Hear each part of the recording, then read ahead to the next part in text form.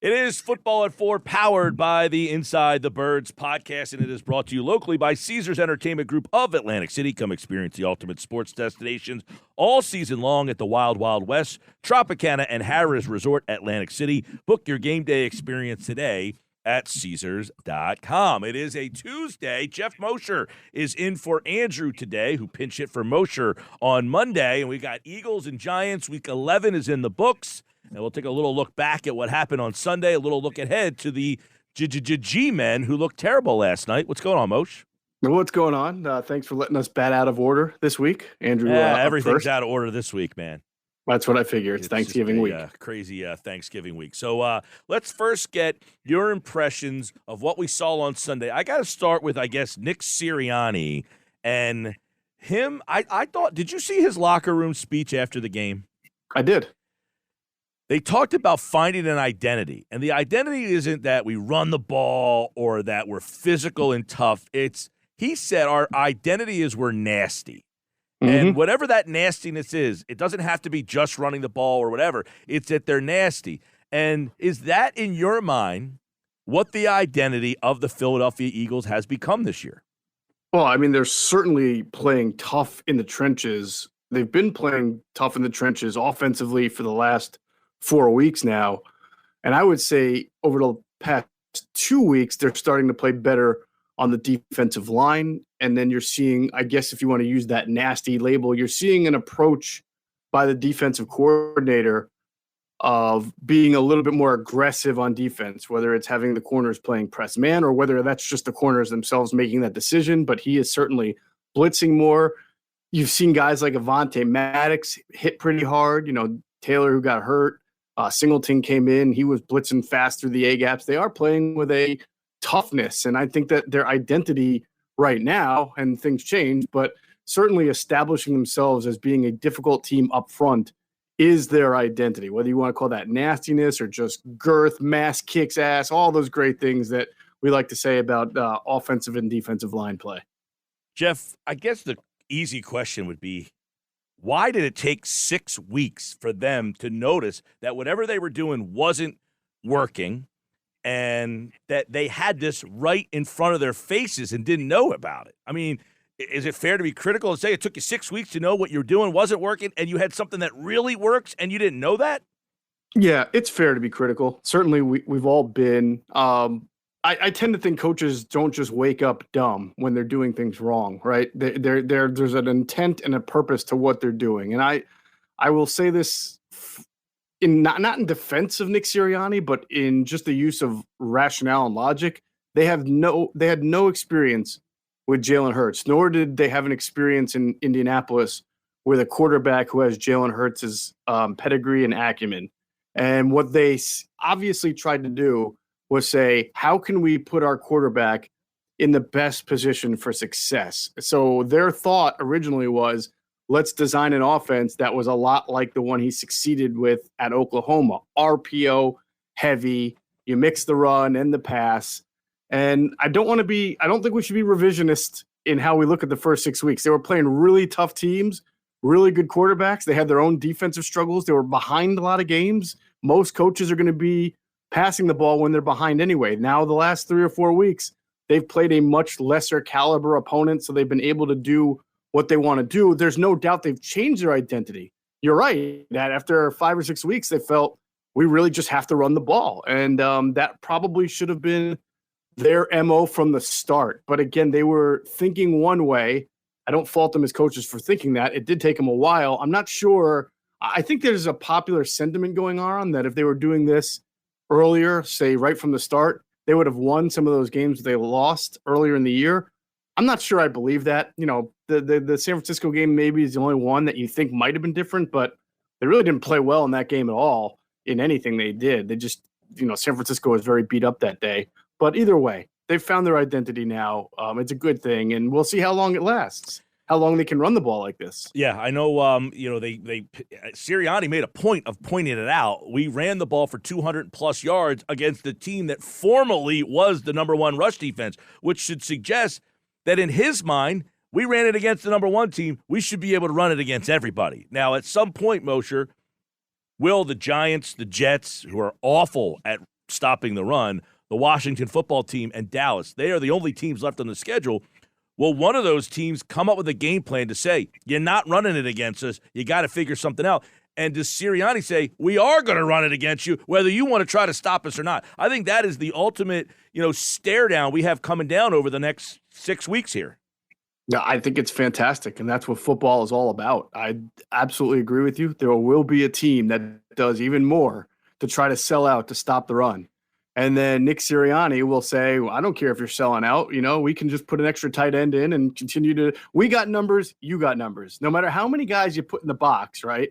And if the Eagles are coming out with 3 wide receivers like they usually do, all right, so that's 5 on the line, 3 receivers, a quarterback, a running back, okay? So that gives you your 5-man line, and your running back is 6 guys. So they put 7 in the box. Your quarterback can run, so that's 7 on 7. They put 8 in the box.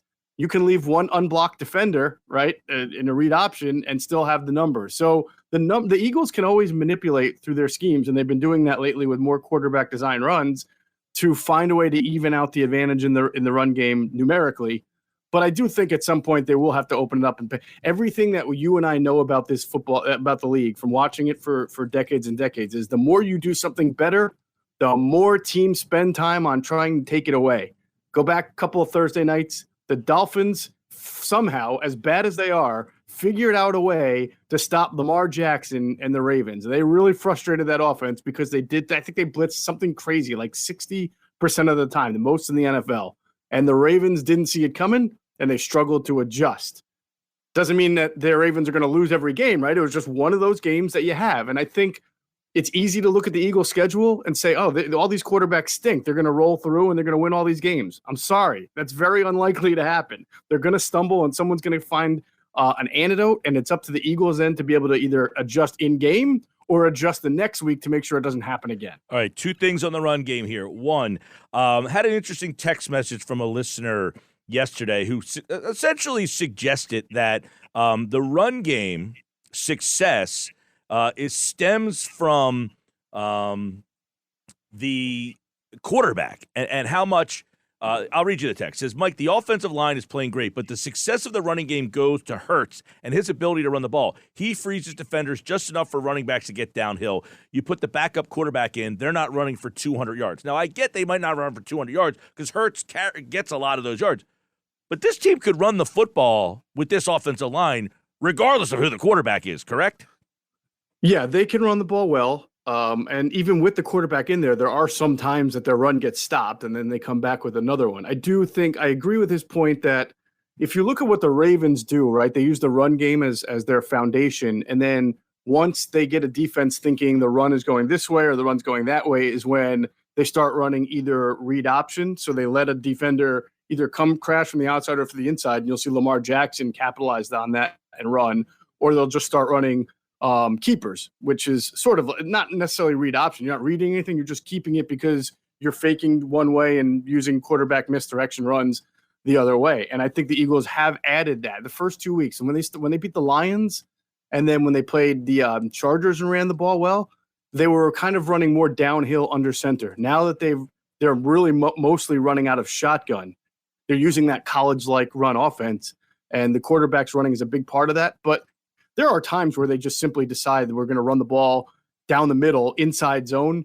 And, I don't see like a linebacker just running with the quarterback the other way. I mean, they're trying to stop the run and at times not able to do that. So it's a help, but it's not the only reason they're running the ball this well. But I will say this about the Saints game, Mike, and maybe we're going to get to this, but when they throw the ball now, at least against the Saints, You'll notice in the first half, Jalen Hurts had almost all of his completions on 3rd down, which is strange, right? 3rd and 6, he hit Goddard. 3rd and 8, he hit Goddard. There was a 3rd and 12 that he got Devontae Smith for 33 yards. And if you watch, you can see that the Saints pass rushers are firing off the ball, but about 3 steps into their rush, they stop. They stand up. It's called a mush rush, which means they were so scared of Jalen making plays outside the pocket in the pass game that their whole intent was we're going to rush him but keep him inside the pocket. But what that did was give Jalen an extra second because now the rusher isn't coming down on him, give him an extra second or two to find his weapons in the field. So I actually think all the running that they're doing and the fear of his running really helped the passing game against the Saints. Let's talk about the passing game because it seems to be a two-man passing game. It's either Goddard or Smith. Is that a problem?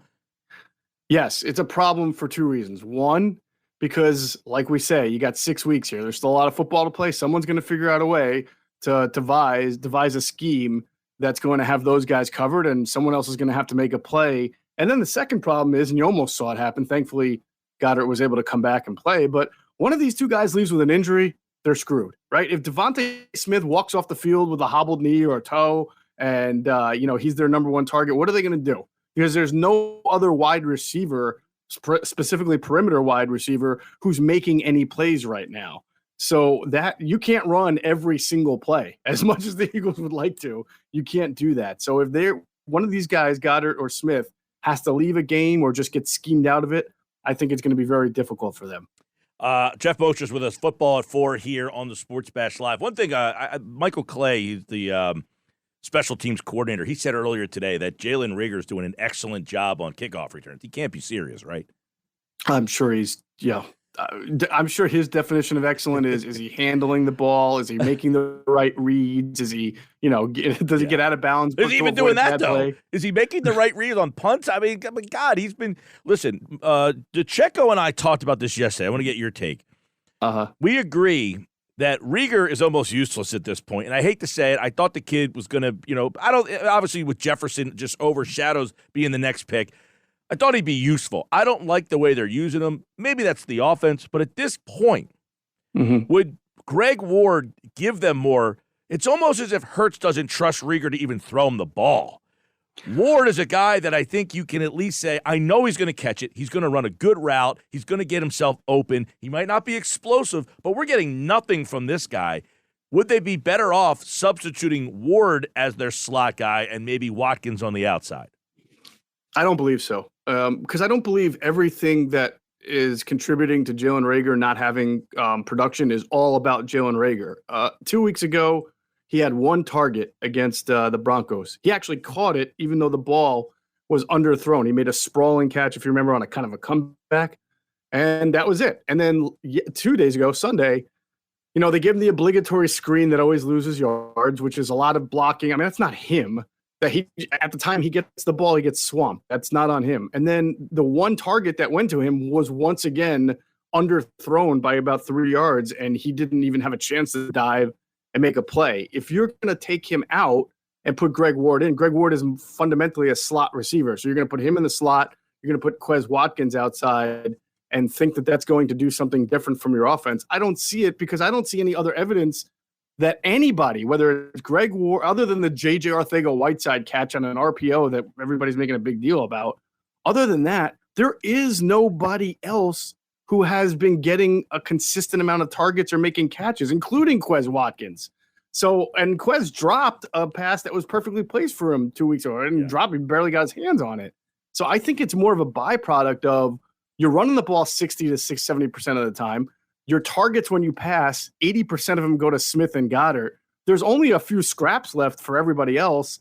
And on those few scraps left for everybody else, Jalen doesn't always make the best throw to him, as evidence what I just said about Reagor. So while I fully acknowledge that someone has to be a third option for this team, I also have to put it on the play calling, the quarterback, and the receiver, not just put it all on one guy. A couple things here. Jordan Howard looks like he's going to miss at least a game. How does that affect the running game's success? I mean, is he? Yeah, greatly. Yeah, I think. I mean, he's their downhill runner. He gets you the tough yards. He almost never loses yards, although he did have one negative run, I think, 2 days ago. But he has been a big part of their turnaround. I think Miles Sanders is a guy that, I'm sure they were frustrated with his ball security, and they would have loved to have given Jordan Howard even more carries because he doesn't put the ball on the ground. He's done well. So now you're looking at Miles Sanders, Boston Scott, and I imagine Kenneth Gainwell will be active for the game if Jordan Howard is down. And those are all three good backs, and we know Boston Scott kills the Giants, but it just doesn't have that kind of short yardage, downhill, powerful presence that Jordan Howard has been giving them. All right. Obviously, the defense has had some changes too. So let's kind of zone in on a couple of things that they did maybe differently this week. What have they added? You got a little bit of deception. You got a little bit of, more pressure coming from different spots. Oh, yeah. Yeah, I mean, you saw nickel cornerback blitzes, you saw safety blitzes, you saw linebacker blitzes, you saw a variety of movement, both pre and post snap. And, that's the type of thing you should do against a Trevor Siemian and against an offensive line that's without its starting two offensive tackles. So I imagine that Jonathan Gannon's going to watch this tape from last night of the Giants and the Bucs and say, geez, if I just put a little bit of pressure on this guy, he may wind up throwing it to one of my fat guys like he did to McClendon there. So, I mean, you would hope and like to think that Jonathan Gannon will continue to do what he's been doing for the last few weeks, which is really mixing up the coverages and sending a little bit more pressure. Yeah. How about Davion Taylor being out? Howard was a new entry into their lineup to help the offense. Taylor was a new addition to the defense. How does that affect what John Gannon wants to do defensively if he has to miss the next couple games? You know what? I don't think it makes that huge of a difference, Mike. I think that Alex Singleton is not – he's different than Davion Taylor, but I don't know that he's worse than Davion Taylor. Davion has stabilized. He and TJ Edwards have kind of stabilized the defense, and Davion comes out basically on passing downs. He's mostly in there for athleticism on the running plays. But Alex, was part of and he still plays a decent amount. I think he played 85% of the snaps, or maybe all 85 snaps. I forget what it was. He played a lot of snaps against the Saints, and they seem to do fine. He's not great of a downhill run stopping linebacker, but neither is Davion Taylor. TJ Edwards is the one that's really good at that. And Taylor has been okay. He's not hurting them as much as he used to, but he's still a guy who doesn't know where he should be all the time. He's still learning the game. They've just been able to kind of cover that up by playing better lately. So I don't think there's going to be that big of a difference. I'd be more worried if TJ Edwards was the guy who was limping off the field and not able to play. It's funny because Edward was signed yesterday. He gets a 1-year extension. I mean, and I guess they have Taylor, a third-round pick, and, you start to question, do they think they have their linebacking core figured out?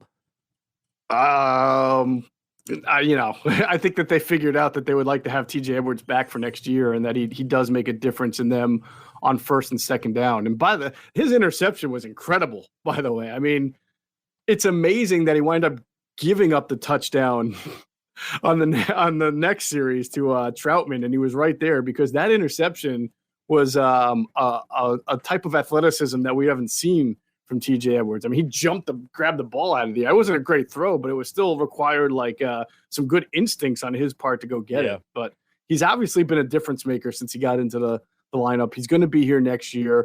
Who knows where the Eagles are going to take a linebacker in the draft, even if they do it at all, or what kind of free agent they might sign. But they're obviously not very deep, and they're not very talented at the position. So it made sense to give TJ at least an extra year while they try to work through and figure this thing out. Yeah. Geoff Mosher with us, Football at 4 here. Obviously, we saw the Giants last night just look like a team in complete disarray.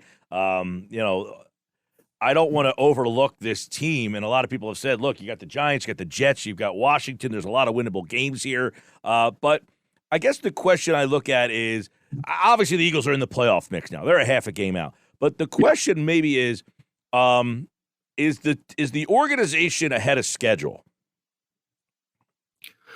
Man, that's kind of hard to say right now, right? I mean, if they finish, I felt that they were a 7 to 8 win team going into the year, low 6. If things didn't go well, and they certainly could still be an 8-win team at the end of the year. And I think that they're still going to be. Well, you win 8-9 games. Questions. You doubled up your wins from last year. Yeah, right? But last year was an anomaly. I don't think that they expected to be a 4-win team last year. There's a lot of truth to that. Yeah, and I think that if you're being fair, and we talked about this, you knew going into the year that the Eagles had more talent than a 4-win team, that they had a lot of talent on the offensive and defensive lines, that they had a cornerback who had been to the Pro Bowl 3 times, and that they had good running backs. So, I mean, there was no reason to think that they were going to be a 3 or 4-win team unless they were just besieged by injuries and the coaches were terrible. I mean, you never know what's going to happen, but they were not the Texans is what I'm getting at, or they were not the Jaguars where you really struggle to see any blue chip players. They had proven talent. Yeah. Oh, listen, there was a reason at the beginning of the year. I said, look, this team reminded me a lot of the Andy Reid last team to the Chip Kelly team. They won the 4 games. They lost 4 offensive linemen that year, and then they get all 4 linemen back, and Chip wins 10 games. Now, I thought 10 games might have been – I said their ceiling to me was 10, but, thought 8, 9, somewhere in there, and that was just all based on this offensive line. If they're healthy, you can win games with this line, and you're seeing that now. So are they ahead of schedule? Are they behind schedule? I don't know where this organization, when they look at themselves in the mirror, I have no idea what they see, and I guess a lot of that is based on the quarterback. What do they think of this guy? That's they need to answer that question, because I think everything else is the offense seems like you could play another year with this offense. If you didn't, you might want to get a veteran receiver, maybe get another something here or there. They got to get an impact player on defense. But number one, they got to decide, is this our guy? Because otherwise you're going to be in this limbo of, well, we bring another quarterback. How does he fit the personnel we have already? Exactly. The problem with trying to figure out if a team is ahead of schedule or behind schedule or where they're at in whatever growth chart they're supposed to be on is you just don't know what's going to happen in the off season. Some guys, what is Fletcher Cox coming back next year? Is Jason Kelsey coming back next year? Like you just mentioned, what about the quarterback? Is he coming back next year? So there's a whole lot of guesswork involved that can change. I think I brought this up with you a week or two ago. I said, the Miami Dolphins went 10-6 last year, and I bet you all their fans and the ownership and the coaches thought, yeah, we're starting it. We're doing this. Is even we were rotating quarterbacks between Tua and Fitz, and we won 10 games, so we're ahead of schedule. And then all of a sudden they make some terrible moves and they're back to being a crap team. So I did a segment on this like a week or two ago, is that NFL teams realistically, you're not building, you're almost year to year because of the nature of, in other leagues, the schedule's always the same. You build a team based on your division and what's going on, and you play the same teams. Your schedule changes every year in the NFL. So the way you're built one year may work against the 11 teams that are not in your division. The next year, you may have been built one way, and then the new 11 teams you face are not the right matchups for you.